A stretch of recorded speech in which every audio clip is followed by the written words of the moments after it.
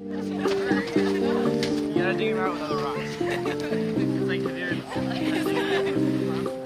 Carrying piles of stuff. Maybe that was a very small mountain that got filled in around it. But there was a giant block of ice here. There's a term that refers to the fact that glacial sediment is deposited in contact with the glacial ice.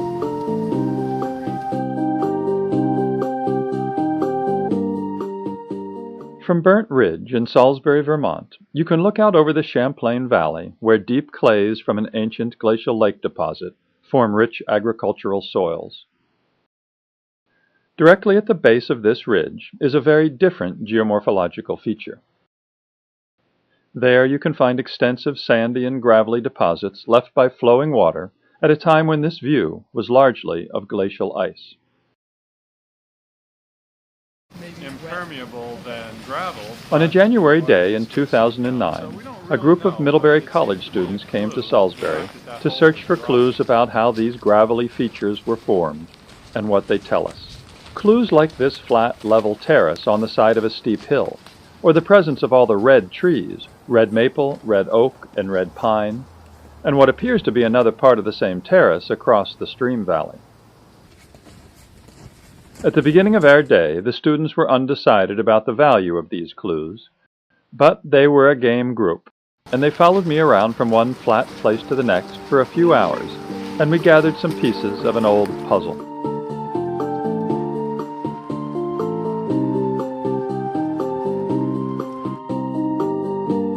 Mount Musallam, the highest point in Salisbury, is a ridge-like mound of metamorphic bedrock, mostly schist on this side and quartzite on the western face, all thinly covered with glacial till.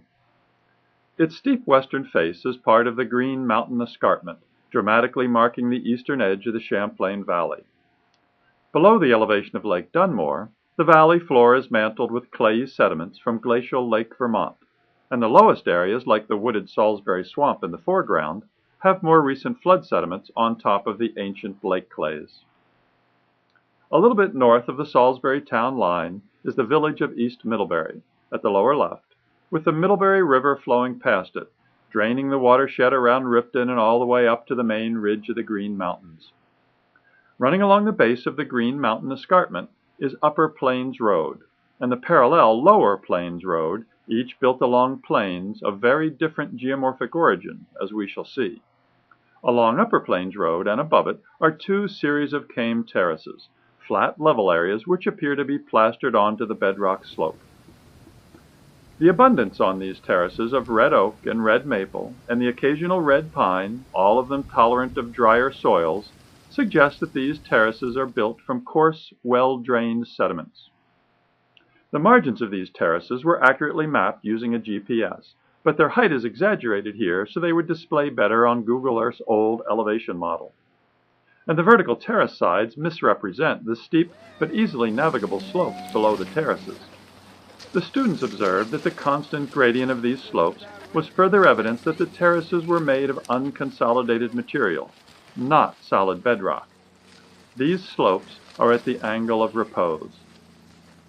The red areas are depressions in terrace surfaces with no outlets and are assumed to be kettles, where blocks of ice were buried by the same water-carried sediment that built the terraces, and then melted, creating the depression. This huge crater-like hole near Upper Plains Road has punctuated this flat terrace for 13,000 years, and through several shifts in climate and in the vegetation that has covered it.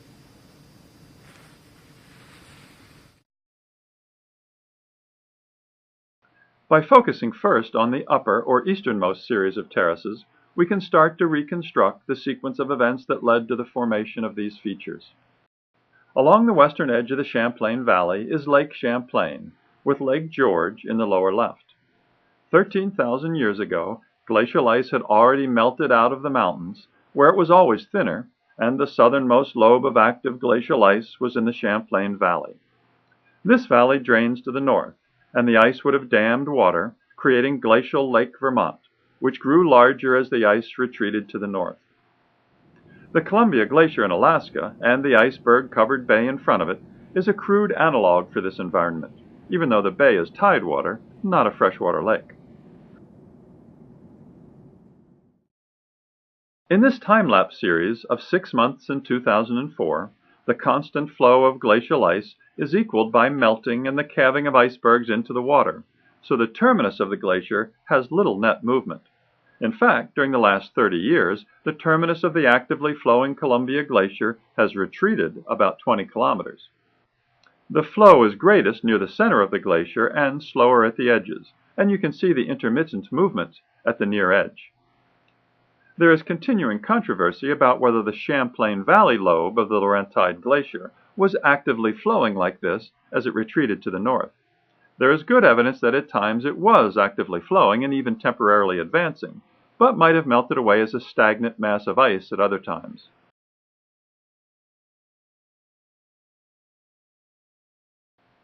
My hypothetical configuration of this valley glacier includes this southeastern lobe covering Fern Lake and Lake Dunmore, which you can barely see through the ice. Silver Lake, east of the ice, would have been ice-free by this time. This is the environment where kame terraces form, where the ice edge met the valley wall. It is a messy environment where the ice scrapes boulders and till from valley walls, which here coalesce into medial moraines, the black stripes, where glacier streams flow together. But it is a river running along the edge of the ice that forms kame terraces. In this case, the river drained all of the Middlebury River watershed, plus the southern end of the Lincoln Valley, where thick ice to the north had dammed the current outlet of the New Haven River. This high glacial lake first drained through the natural turnpike on the left, and then found a lower outlet which followed the current course of the north branch of the Middlebury River. So this was a large glacial river, including much sediment-laden water flowing directly from uphill ice or a proglacial lake. This water would have been dammed by the valley ice, and a lake would have risen until it found an outlet to the south, flowing east of Pine Hill and then along the edge of the ice. So these kame terraces are nothing more than remnants of a riverbed, which was deposited and leveled by a raging glacial river, forced to flow along the side of a hill by glacial ice. The river eventually flowed down to the level of Lake Vermont, where it built a delta as it entered the lake water near present-day Forestdale, the site of this extensive area of sandy and gravelly soil colored in orange. Kame terraces are also present along this ice margin east of Lake Dunmore, but I have not yet mapped those. Eventually, the retreating valley ice pulled away from the hill, allowing the lake to drain and the river to find a new lower route alongside the ice. Here, it built new river terraces along the present course of Upper Plains Road.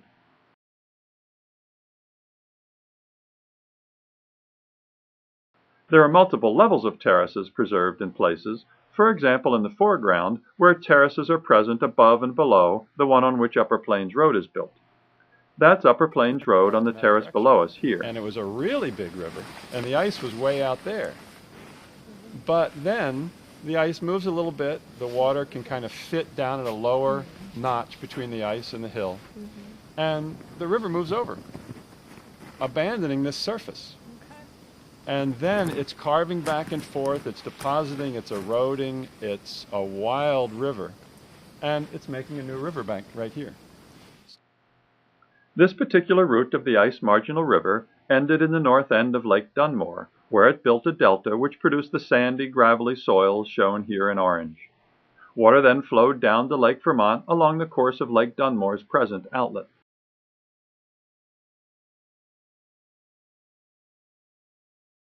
Sometime later, the ice margin continued its retreat, allowing the river to find a lower course, and here it met Lake Vermont much farther north. At this point, the river started building a new delta into the lake, and no more kame terraces were ever built in Salisbury. The ice held the river in this position long enough for it to deposit a sandy, gravelly delta, 1/2 mile wide, 2.5 miles long, and as much as 80 feet deep. These sediments were well sorted and dropped into the standing water of the lake. Rivers we've been talking about up until now, forming these terraces, were running right along the ice.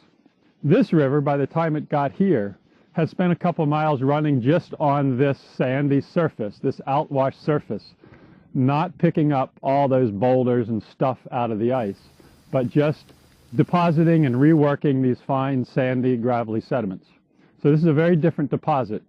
The legacy of the brief episode of glacier margin retreat described here includes the plains of Salisbury and the broad bands of distinct soil types, the deltaic sands and gravels near Lower Plains Road and Lake Dunmore in orange, and the kamic stony gravels farther uphill in yellow. The Salisbury town forest stretches across both types, and also at its uphill end, across soils developed in glacial till. This glacial legacy determined where roads were built, crops were grown, oak timbers were harvested, gravel was quarried, and maple sap collected. It's an integral part of how this landscape works.